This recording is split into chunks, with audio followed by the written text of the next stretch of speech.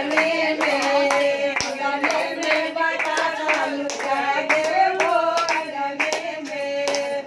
सासू जो आई है देवता पूजन के, सासू जो आई है देवता पूजन के, उनहु के चुंदरी पहना देबो अंगने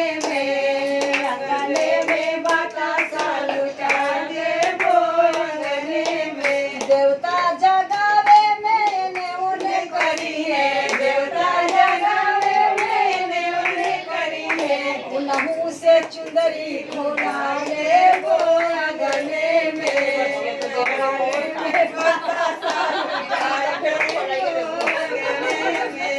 गोती जे आई है हलवा घोटने के, गोती जे आई है हलवा घोटने के, उनहु के कंगन पहना देबो अंगने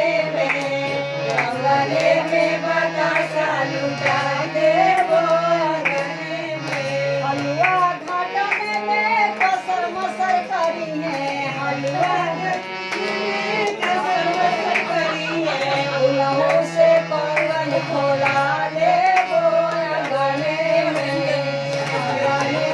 बतासा लुटा देबो अंगने में।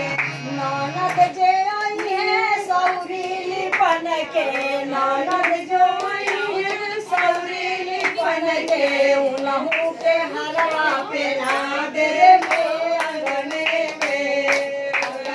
में बतासा लुटा देबो अंगने में। सौरी लिपन में एने ओने करबू, सौरी लिपन में एने ओने करबू, तोहरो से हलवा छिना